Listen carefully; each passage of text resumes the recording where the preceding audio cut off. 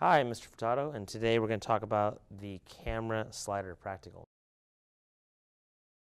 So, you need to get started with the camera slider right here, the Varavon camera slider, the ball head, and the EX1. Can't use the X3, it's a little bit too big for this slider. So let's take a look at what we got. Unzip the camera slider bag, and you'll pull out the camera legs right here in the little drawstring pouch and the slider. So to get started, let's take a look at the slider. On here you'll see the little red locking knob. That locks the carriage from sliding back and forth. You lock it down like that. This is like a little cleaning thing for the rails. So just leave that in there, don't take that out. And you want the red knob to be facing you. So you can operate that, you have to reach around when you're operating the camera. Turn it upside down and you pull the legs out of the bag. Now the legs, there are two, one for each side, and they are self-leveling legs. What does that mean? What that means is on them, as you can tell, they have little screw mounts here. And what's cool about that is that you can actually screw it down a little bit and like put it on an uneven surface and kind of level it. So you take those, you fit them into the groove right here. On the end, there's little grooves. One really important thing is that this little red knob here, it's really important that you don't lose this, because if you back it off too much, it'll fall out, and we can't order replacements because it's pretty much impossible to replace.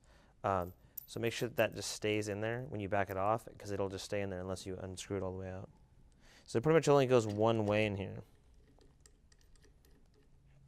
And if you look, there's little mounting plates on here too. So do you want to put it on a tripod, or on both ends are some lighting stands. Flip it upside down, set it up like that, and you loosen the carriage, and that's how you slide it back and forth. So it's really important that when you're going to put the ball head on there, you got your ball head, and you'll notice in the pan dial you want to have that locked. So that way when you're twirling it on here, mounting it, you want to make sure you don't cross thread it. Screw it on there like that. Then you can turn it. As you look here, the ball head has a pan lock. So that'll lock it, and you can unlock it, and you can turn it. Now it doesn't have fluid, so you got to be careful about that. Also, this is the ball head lock, and what this does is you can balance it using the little bubble levels that are here on the back and on the side. There's little side ones right here. So use that to balance the camera when you're shooting. You can also lay it to the side. There's a little groove to tuck it in, and to use that to lock it. Also, if you look on here, we got the standard Manfroto tripod plate. So unlock that, grab your EX1, slide it in, back it off a little bit. You hit click, set it and lock it, shutter. So one important thing is you're going to set up your shot, and I'm going to demonstrate right here. You need to be able to demonstrate. This is called a trucking shot, truck left, and then truck right, trucking right, truck left. Then always center it up, don't walk away, because you don't want it to be off on one side, because then someone could bump into it and you could knock it over. Say you got to grab something out of your bag, you want to have it centered up, and you can grab something out of the bag or adjust something or look at your script or something like that. Then you won't need to be able to demonstrate a dolly. So let's take a look at the dolly. So you need to put it here and aim it so the camera was your subject. You're going to unlock it. You're going to put it this way, and you're going to unlock the red knob, and you're going to dolly in to your subject. You're going to dolly out to your subject. So always center it up. If you're going to move it, if you're just going to make a little adjustment, you don't have to take the camera off. But if you're going to like take the whole slider somewhere else, you probably want to take the camera off, take the slider, carry them separately. So when you're going to take them off, you unlock it, draw the camera out, pull the camera out, close the shutter, put that back in your camera bag. Don't leave it just sitting out somewhere where someone can kick it or break the lens. And if you need to move to a different location, you can carry it like this, set it down.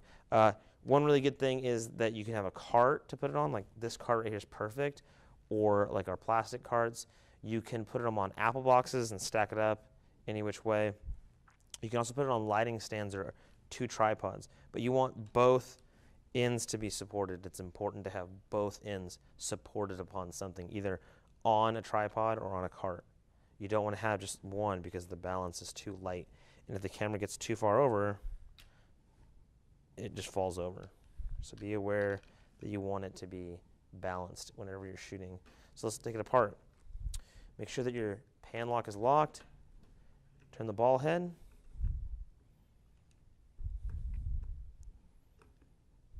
Take it off, set that aside, flip your slider over, take off your legs.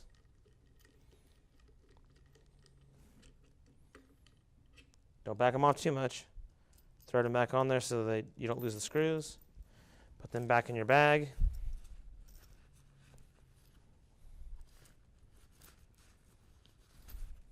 Make sure you draw it out and cinch it up, because if you don't, you're going to end up losing it.